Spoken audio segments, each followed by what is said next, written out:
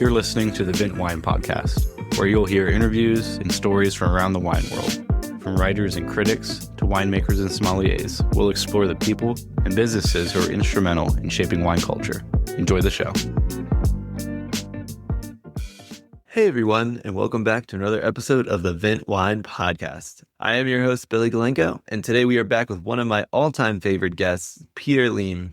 This is his second time on the podcast, and he is one of my favorite people just because I've read his sherry book. I read his book on champagne. I actually have one of the Larmont maps that came with his book behind me. I use his website, champagneguide.net, decently often for work as well, and he is just overall a really interesting person. You may have deduced, Peter is predominantly a champagne expert. He lives in Champagne. He lives and breathes the subject. He has been going and tasting wines, and not only the finished wines, but base wines, and working directly with producers to understand the region for many decades now. And he is also a sherry expert, but he's moved a little bit away from that and really focused on champagne in recent years. And it is really fascinating to get to talk to him again. We had him on a couple years ago. I highly recommend listening to that episode. He was able to come back, build on some of that knowledge. He was also able to share about an event that he has helped put together. It's been around for a few years now, but it's called Le Fête de Champagne. And it originally started in New York. It was based on La Palais, which you guys may also know is a French celebration where everybody comes and shares bottles of wines in Burgundy.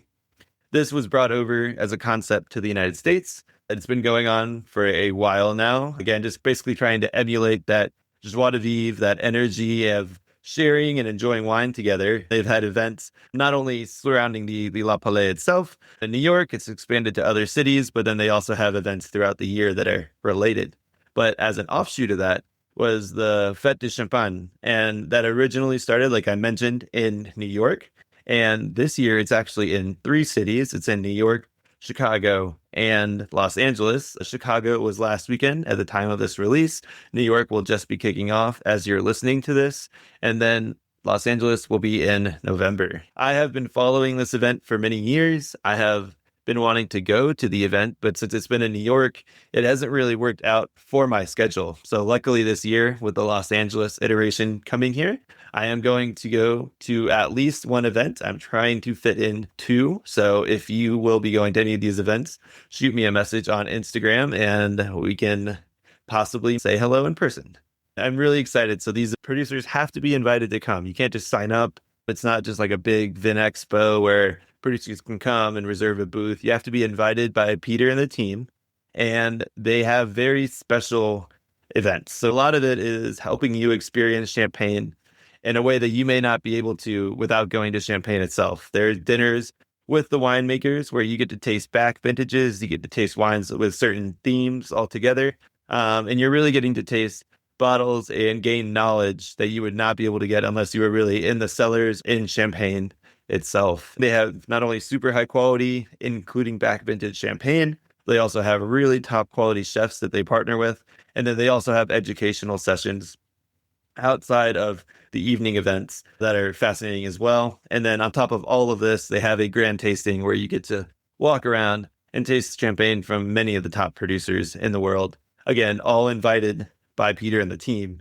And he makes a distinct point that they're not only inviting the grand marques and they're not only inviting growers. It's a mix of producers that they deem are producing high quality champagne. It doesn't matter if you're small or large. If you're producing great champagne, you may get an invite. They may be at the event.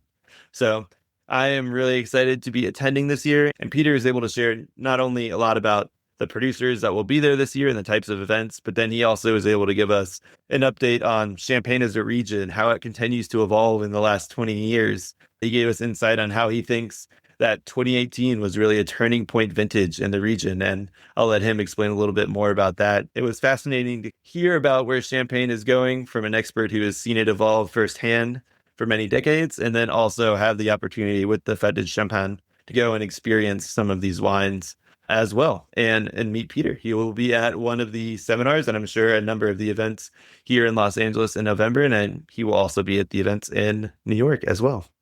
So I hope everybody is as excited as I am to hear again from Peter Leem. He is one of my favorites.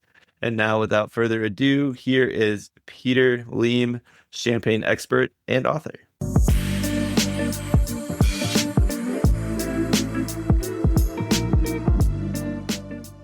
Hi, Peter. Thanks so much for joining today and welcome back. Hi, Billy. Thanks for having me. Yeah, I'm really excited to have you back on the podcast. I will say, since we've last spoken, I actually use your champagneguide.net a lot for work purposes. And I also love your book. And if you'll notice, I have one of the Larmont maps from your I book see. right behind me. Yeah, so That's excellent. it's the only wine map I've convinced my wife to let me have up on the wall yet. Nice. But for those of our listeners who maybe aren't as familiar or fanboys of yours like me, can you share a little bit of your background and what you do in the wine world? Sure. So I am a wine writer and educator. I worked in the wine trade for a long time, but since 2004, I've been exclusively a writer. I'm a specialist in champagne. While I used to work with the wines of the world, now 99% of what I do is champagne. And I work a little bit with sherry. But I live in the Champagne region, and so that provides me with a lot of opportunity to really immerse myself in the wines and the culture. Yeah, fantastic. So you are not only writing from a critical point of view, but you're also doing your best to promote the region and give an inside view into the workings of Champagne too. Is that right? Yeah, I mean, Champagne is a very complex appellation, and it's one that has changed dramatically in the last 20 to 30 years. And so it's still very much an ongoing story. And I think today we have more wine specialists or more champagne specialists than ever before. And I think we all approach this from a kind of unique perspective. And there's a lot to say. It's a really wonderful region.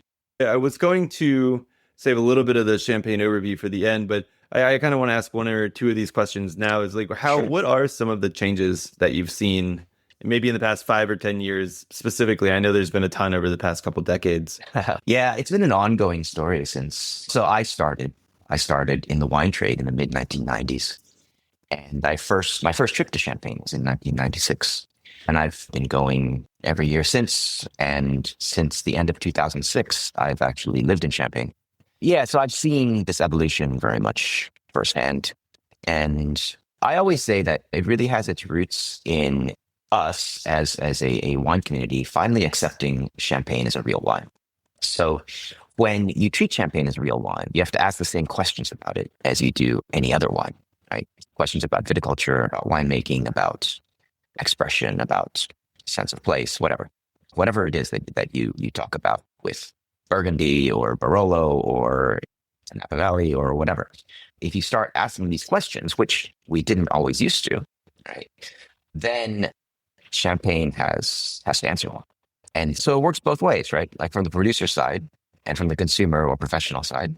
And that's led to all of these things, like all the tangible things that we can see about Champagne, like the rise of grower estates, the sort of like lowering of dosage or like the emergence of non-dosé, low dosage champagnes, more focus on single terroirs, single cru or single vineyard champagnes, better viticulture, including organics and biodynamics, but not exclusively, not just that, but sustainability in general.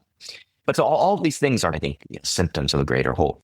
And that's really very simply like we're treating Champagne as a real wine.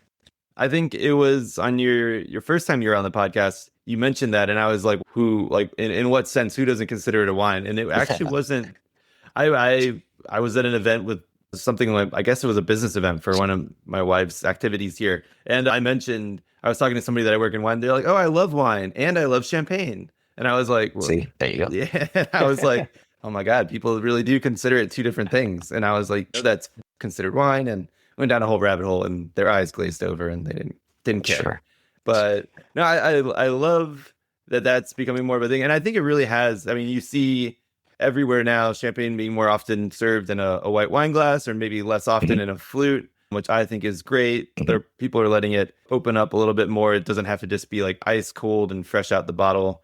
We're seeing that both on tables, but also in the winemaking. One question before we get to the topic that I really wanted to cover today, dosage. Is it considered, or was it considered in the past, like passé or not as interesting to have a no dosage wine in the region? Or is that something that's like nobody's ever really cared about? And if you can make it cool, if not, that's fine.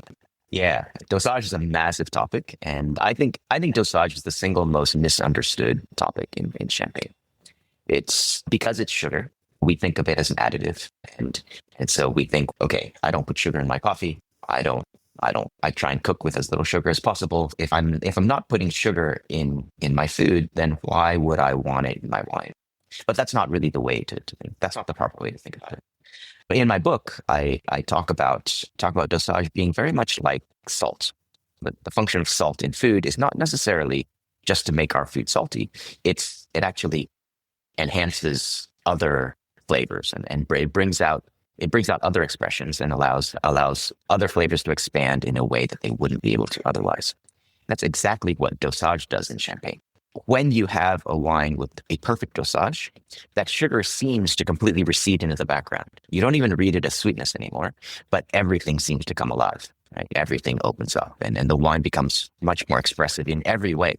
I mean, in fruit, in harmony, complexity, in terroir expression as well, which is something that not everybody understands, including producers. So you shouldn't really think about dosage as such sugar, so less is better. And the very best champagne of all is a non-dosé. It's not really true.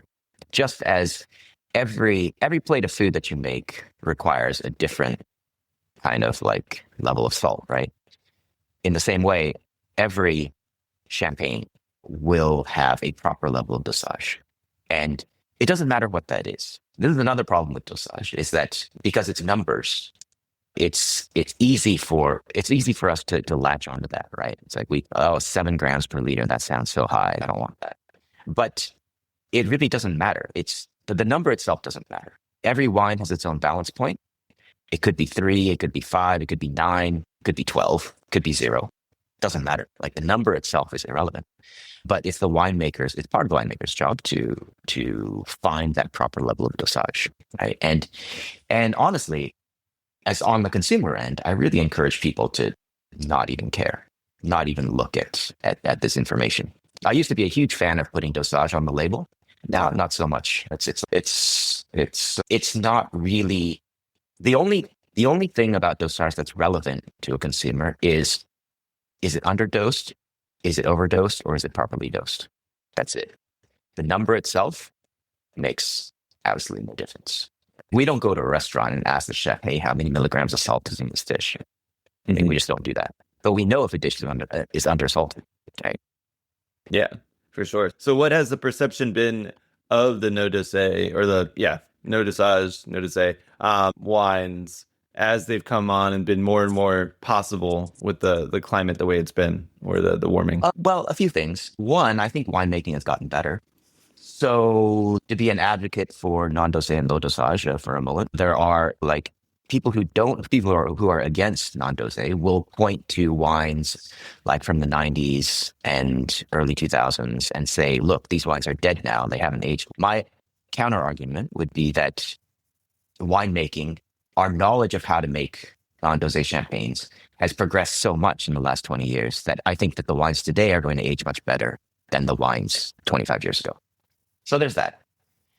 But also, I think like with consumers and producers to some extent, we've fractured into several different camps where there is a sort of group of people who are very militantly against dosage, and this becomes like almost religious.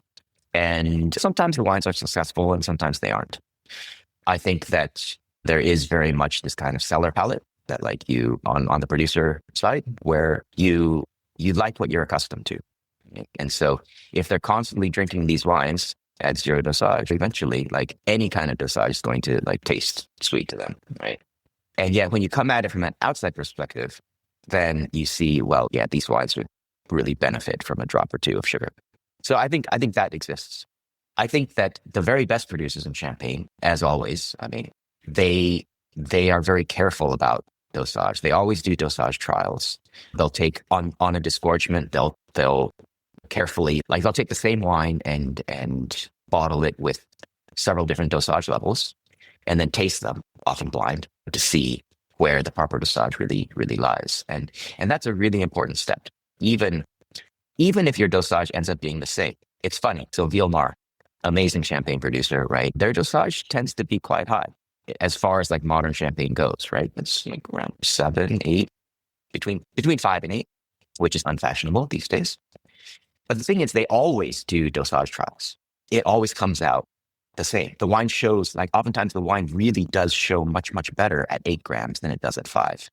And so I really admire them for taking the decision to say, I'm going to dose my wine properly. I don't care about fashion. I don't care about numbers are just numbers. But they take the time to do these trials. And even though it always turns out the same, they'll still do the trials. Yeah, no, that's very interesting. And that's great. I wonder if there'll ever be just like one year where all of a sudden it's just, nope, like 3 is the best instead of 8. It happens, and if that does happen, they're very open to changing it. They're super open minded about it, but the real key is to have no dogma. Yeah, yeah. It almost sounds like the natural wine movement in a way with the sulfur debates or other additive, or not additive necessarily, but other winemaking practices. Yeah. I think that we need to stop thinking of dosage as an additive and think about it just as part of the process. We don't really think about salt as an additive to our food. We completely take for granted that we're going to add salt, right? Yes. Yeah, I guess I was thinking of the natural wine side and like the dogmatic side. It seems like people have just taken camps and there's no room for discussion. That's more of what I meant. Great. I would love to talk about some recent vintages and the transition of vintage wines being released a little bit earlier. But before we do that, I want to talk about the Lafite de Champagne, or the Lafite de Champagne here in the US. I think this is something I've been following since you've originally launched it. I would love for you to give us an overview about what it is and the aims, because I think this education that we're going through now is one of the key components of helping people enjoy the champagnes they already know and love even more. Yeah, I'm actually here in the US now as we're doing Lafite du Champagne in Chicago for the first time this weekend, the weekend of October 18th. And then next week, we'll be doing it the weekend of the 25th, we'll be doing it in New York City. This year, for the first time, we're doing 3 cities. So in November, the weekend of November 15, we'll be doing Los Angeles, which is great. And we've also partnered with Champagne Seoul in South Korea. The weekend before that, the weekend of November 8th, I'm going to South Korea prior to Los Angeles. A lot of different events this year. It's going to be a lot of fun. Like, Lafite du Champagne is something that Daniel Jonas and I started this in 2014. Both of us independently, we both had these ideas of doing a champagne event. But both of us had reservations.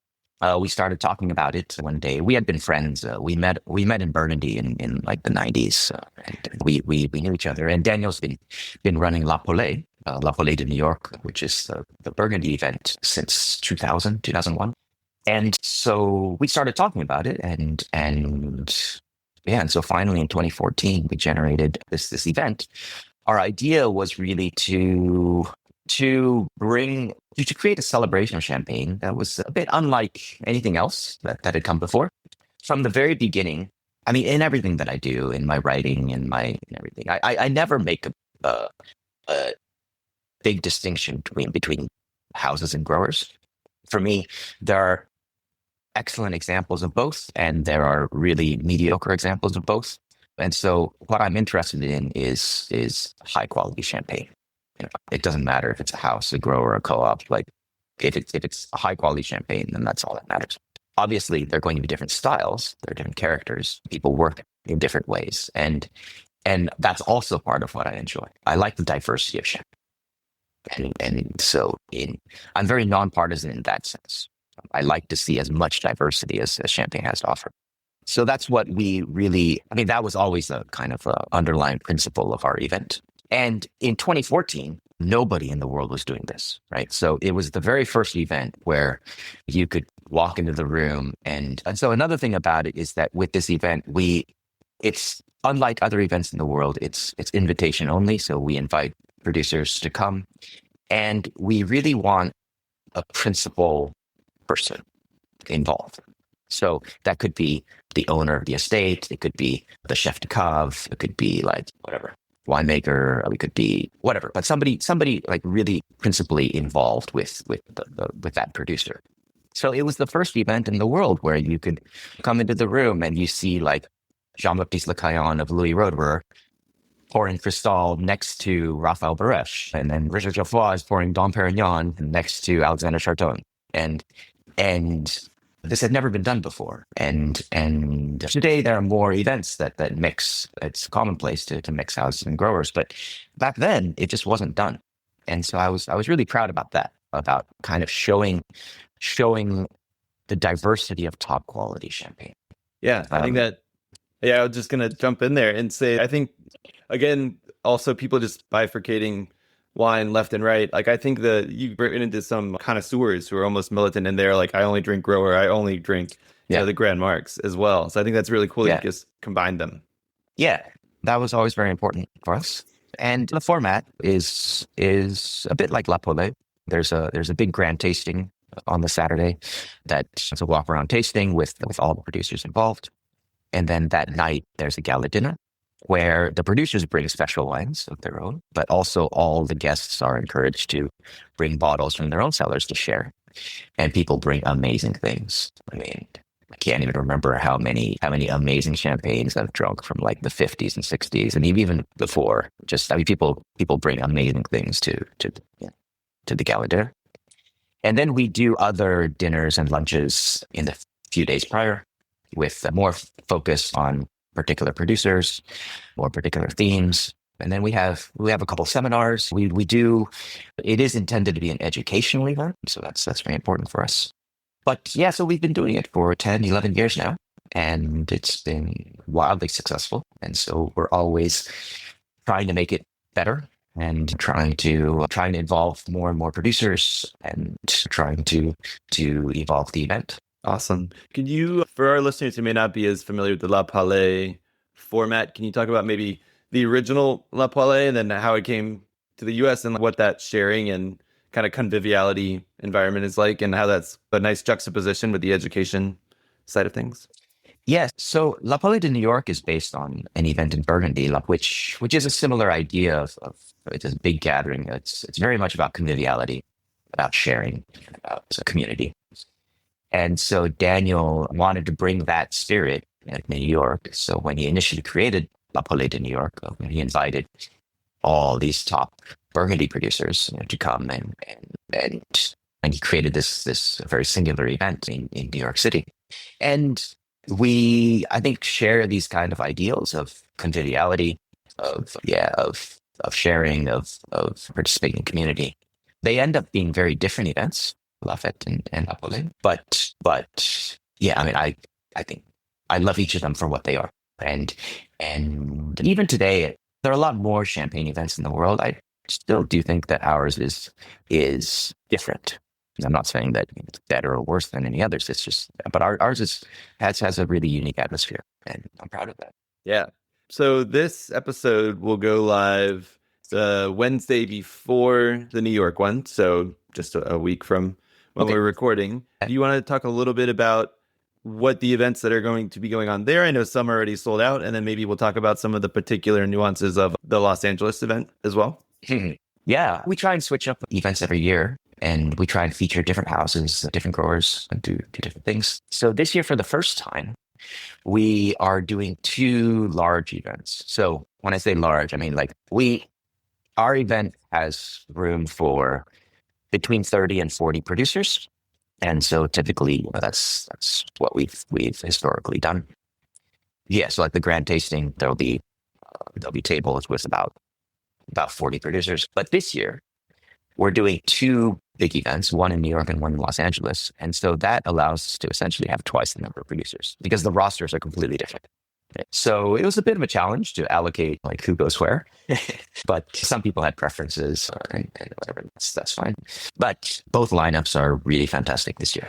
And yeah, whichever one you go to, it's going to be stunning. I think some of the highlights in New York, we're doing vertical tasting of rare champagne, which was formerly the tête cuvée of Hyper Heidsieck, but now it's its own brand. But verticals of rare are very rare, and because they just don't have a lot of bottles of the old vintages. So it's very generous of them to do an almost complete vertical for us at the Champagne. So that's something I'm really excited about. I mean, all of the events in New York are great, but another one that just I can think of off the top of my head, which is quite special, is Emmanuel Lacenne. He doesn't he doesn't travel very much. He rarely does events. He's come to La Fête du Champagne before, but he was willing to come this year. And so for the first time, we're doing a lunch with him. He's bringing 10 or 12 wines. He's really opening up his cellar, and he's such a fantastic grower, and he makes such stunning wines. And so I think for the first time, we're able to feature a really astounding lineup from him in New York, and that's really great. And in LA, we have like similarly like amazing things. We're doing this roadwear dinner, which is really special. When you think of roadwear, so many people think about Cristal, and of course, Cristal is one of the great wines of Champagne. To do a Cristal dinner would be amazing. When we've done that several times in the past, but this year I think it's even more interesting because it's what I think a lot of people don't know or forget is that Roadwear's vintage wines are all very terroir focused. They're all estate fruit. None of them are negociant. They're all domain. And so we're doing sort of a terroir exploration. And with Jean-Baptiste Lecaillon really explaining how each of these cuvées express these places that they come from, and walking us through this whole range. He's pulling out older vintages. He's serving Cristal, of course, but that's going to be a really exciting dinner. And then for both of those two, I see on the Saturday in Los Angeles, as well as the Saturday in New York, in the morning, you'll have an educational, more of like a seminar session too, right? Yeah. So yeah, like I said, that's important for us, this educational aspect. So yeah, in recent years, we've been doing this kind of introductory seminar. It's not really Champagne 101, but we call it From Soil to Sip. So it's really walking through the champagne process. We pick a couple of producers, like typically one grower in one house, to give different perspectives, and really talk about the champagne process from the very beginning, from the vineyards all the way through harvest, through the winemaking process, and so it's like an overview of the champagne process, but we can talk about really geeky things as well. And so that's been very successful. And then we also tend to do other seminars that focus maybe on specific terroirs or specific producers. Like this year, we're doing one with Bielkar Samon. They've revamped their Brut Reserve, their non-vintage Brut recently. And so it's really interesting to examine that and see the thought process behind these changes, things like that. We always try and make these events as educational as possible, but still making them fun. Yeah, no, that makes a lot of sense. And we had met you on a while back to talk about the wines of Bielkar, and he does just a great job. They're so thoughtful in the work they do. So I'm sure that'll be a great explanation and exploration as well. Yeah. In your years coming to the U.S., have you, I mean, obviously, judging by the fact that you have 3 events now rather than 1, have you seen not only enjoyment of champagne or demand for champagne rise, but also just curiosity and wanting to learn more about it as a whole, like as it's made? Or is it just, we just want to drink more, teach us more about who to drink? No, I think that definitely education about champagne has really been on the rise among consumers. And people who come to La Fête du Champagne, I think they tend to be very educated consumers. They tend to be really serious about champagne. And so I always get a kick out of that, because producers, especially producers who come for the first time, they're blown away by the clientele. They come in because they go to all sorts of events around the world, and they're explaining Champagne 101 to people who are just drinking champagne as brands or whatever. But then they come here and people are wanting to talk about viticulture and wanting to talk about mallow versus no mallow, and trying to talk about like the details of vinification and all this. And so people are asking questions at a really high level, and that gets the producers excited too, because then they get to have real conversations instead of just talking to the general public. Yeah, I think we're definitely seeing a much more educated clientele, much more knowledgeable champagne drinker. And that's great. Because conversely, it also keeps the producers on their toes. There's such a demand for good champagne now that it also requires the producers to put out a top-notch product. Do you see on that point too? Do you see competition from the rest of the world's traditional method sparkling continues to improve outside of champagne? I know there's this there's a nuance in a je ne sais quoi that can never be replicated, but do you see that competition increasing, also driving them to up their game as well? Yes and no. I mean, there's undoubtedly more great sparkling wine being made in the world today than ever before, right? It's I don't write about any other sparkling wines besides champagne, but whenever I travel, I'm always interested in tasting as much as possible, and there are many wines in the world that I like. But I mean, champagne already is very much in the minority of sparkling wine when it comes to quantity, right? It only represents like a small sliver of sparkling wine being made, but it does occupy the top rung when it comes to prestige, and I think for good reason. I think champagne is still the finest and most complex sparkling wine in general. It's still the model against which, most sparkling wines of the world are measured against. And I think that the good producers in champagne, they recognize that champagne, like any other great wine in the world, is a wine of terroir. So it doesn't matter what people are doing in Franciacorta or doing in like Sussex or in Anderson Valley or Tasmania. They can all make great wines, right?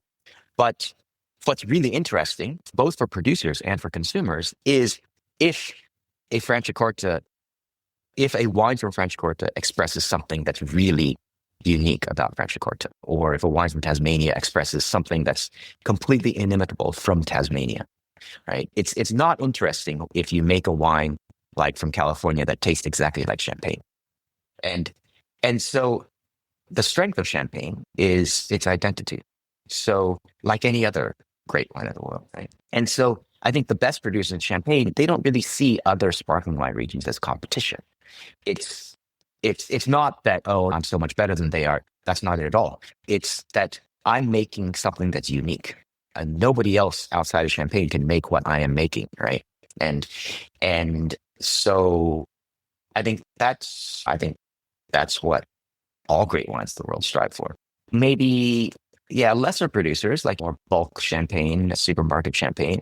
Maybe they do have a lot to be worried about when it comes to other sparkling wine regions, because I think that the quality of other sparkling wine regions has grown so high that like it could very well surpass the quality of mediocre champagne. Yeah, that's interesting. I'm happy you threw Tasmania in there. It's after champagne, that would be my second favorite. Amazing wines, right? Yeah, yes, and unfortunately, very hard to get the best stuff here. Yeah. But yeah, I think also to your point, not only do they not have to be necessarily outward looking, there's so many variables and levers that they can pull both in the vineyard and in the winery now to test and try to learn from their own wines. I don't think they need to be looking elsewhere for inspiration. It's not like they're bored doing the same thing over and over. For sure.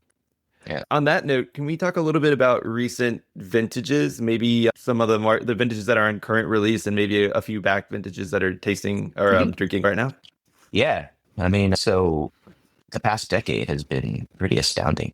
I think looking at it from a very long range perspective, I think you have to say that the last decade is one of the best ever in champagne, in the history of champagne, or as the history of champagne as we know it.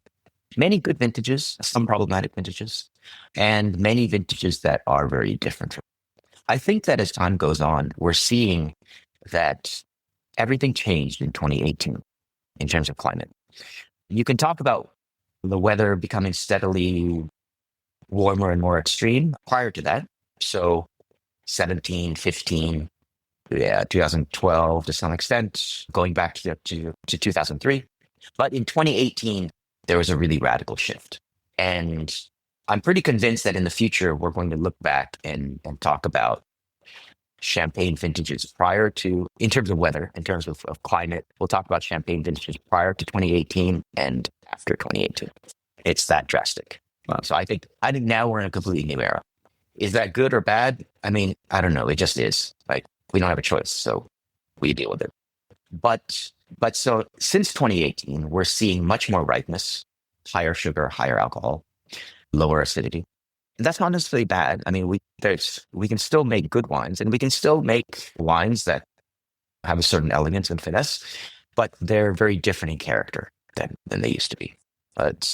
And I always think about, so when I was younger, I wrote a lot about German wines, and I've loved German wines, German Riesling all my life, especially traditional German Riesling. I mean, okay, today dry wines are in fashion, and that's great, but for me, one of my favorite styles historically was classical Mosel Cabernet. Mm. And the thing is that, like the Cabernet that I grew up on, like from the 70s and 80s, you can't even make that style of wine anymore. It's not even physically possible. Because today, when you harvest a Cabernet would have been Auslese or even Baron Auslese back in the 70s. It's the must weights are so high now, and we can still make Cabernet, right? It's just different than it used to be. And is it better than it used to be? Maybe, but it's not. But it's different, right? And so that's very much what's going on in Champagne, right? I think that it's just styles of wine are definitely changing or have already changed. And the wines are going to continue to be of exceptionally high quality, but just not the same. But having said that, it doesn't mean that, I don't know, I guess it still means that there's a huge diversity of vintages for people to buy, right? And there's so many good vintages on the market right now. The big ones, I think, that people think about are like 12 and 19, but I love 13. I almost like 13 better than 12, honestly. I love 14 just for drinking. Maybe the vintage that surprised me the most in recent times has been 16. Nobody really thought about 16 when it first came out, or even at harvest or whatever. And as time has gone on, the wines have been so good and drinking so well. And it's turned out to be really a delicious vintage. So I think the positive of climate change is that Champagne is much more consistent now than it used to be. So there aren't really bad vintages anymore in Champagne. People talk about 2021 as a bad vintage. I mean, if 2021 had happened in the 1970s, it would have been like exceptional. So there are plenty of good wines from 2021. There won't be a lot of vintage wines, but there are plenty of excellent wines. So right now, I think we're really spoiled as consumers. There's never been a better time to buy Champagne. And there's greater diversity, greater quality than ever before. I think 2018 was also one of the first years you saw some of the Tête de Cuvée vintage wines be released prior to 10 years of aging. I guess, is that right? Was that kind of the thing? And is that going to continue, do you think, just based on the new style of wines being produced? I don't know. I mean, maybe. It's entirely possible. I think about, say, Cristal. So Cristal has always been released quite early for a prestige cuvée. A lot of prestige cuvées are stay on the lees for 8 or 10 or even more years. Cristal is usually released at 6 years of lees aging. And in the past, it was often criticized for that. But the thing is that I don't think it needs more lees aging. Now they do a Vinotech, which is longer lees aging. Vinotech is fantastic, but I don't prefer it to the original. I think both wines are great, and both wines are a completely different expression. But I don't think that the regular disgorgement of Cristal needs more lees aging. And when you look back in history with like really warm vintages, there was even less lees aging. Like supposedly the original release of 59 Cristal was only on the lees for 12 months. And so there's this thing, I've thought about this like a lot. I've talked to a lot of people about this over the last 20, 25 years. And we've seen the climate change. And I really get the sense that the warmer the weather and the riper your wine, the less lees aging it needs. So this is why the wine in like the 70s and 80s needed such long lees aging, is because the weather was cooler.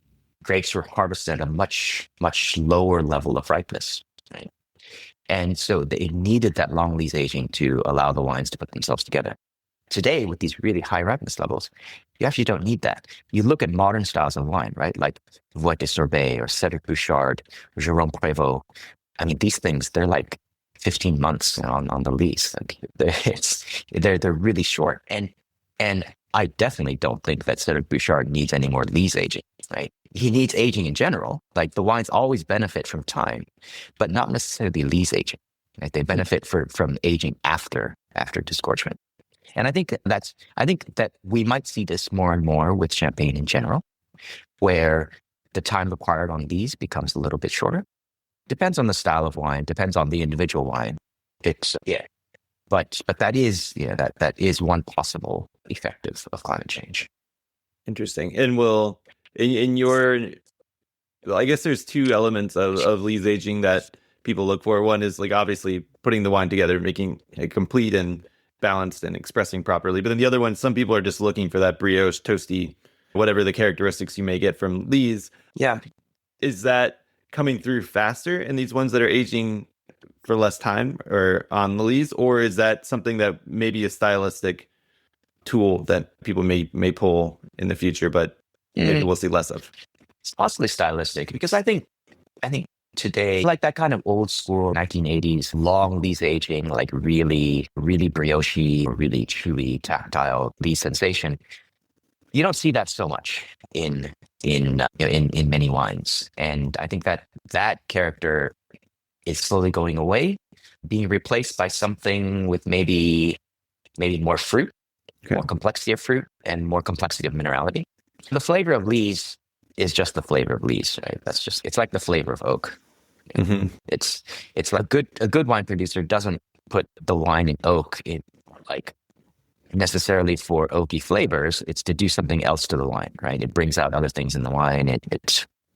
Yeah. So lees is the same thing. Lees aging is the same thing. It completes the wine in many complex ways. But if a wine is really dominated by the flavors of lees to the detriment of the other components, then that bothers me a bit. Yeah, that makes sense. As we're wrapping up here, I wanted to ask about a few available vintages, maybe starting at 2000 up, maybe 2 or 3 that you think are still really showing. I assume 2008 will probably be in the mix, but is there anything else that people might want to look for with a little bit more time on them already? Yeah, I mean, of course, 2008 and 2012 are kind of the big ones that everyone talks about, and for good reason, because they're both excellent vintages. I'm still a massive fan of 2004. I think that it's an extremely unusual vintage. We've never seen anything like it because the yields were extremely high, but the quality is exceptional. And the wines don't taste diluted at all. They just taste really good. And they're drinking really right now. Still quite youthful in many cases. 2002 has been controversial. There have been a lot of prominent people, not a lot, been a few prominent people who come out with hate for 2002. I really don't understand why. Every year I do a tasting of the vintage 20 years in the past. So this year I'm going to do 2005. Last year I did 2004. So in 2022, I did a really comprehensive tasting of like 80 of the best champagnes from 2002. And I was shocked at the overall quality. Like it was so consistent and the wines were so good and still so fresh. And I thought there's no way that you could walk away from this tasting saying that 2002 is anything but a great vintage. Yeah, I mean, 2002 is getting to that age where, as with all old champagne or old wines in general, storage is an issue. So you want to know where that bottle's been. If that bottle's been improperly handled along any step of the way, then you're going to have a suboptimal experience. So there is that, because now I think it's old enough where it's properly an old vintage. But if you can find a good bottle of 2002, I mean, these things are drinking fantastically well. And also maybe a shift in style. Maybe 2002 was very different from the wines of the 90s in many ways. So vintages from the 90s are still drinking really well. They tend to be a little bit more mature and harder to find now, I suppose. But yeah, champagne ages really wonderfully, and it's a little bit underrated in that respect. We always think about drinking champagne young, and of course, champagne tastes delicious young, so it's hard to keep your hands off of it. But it's one of the world's great age-worthy wines. Yeah, fantastic. I think that's a perfect place to leave our conversation today. Thanks so much for your time, Peter. Yeah, thank you, Billy.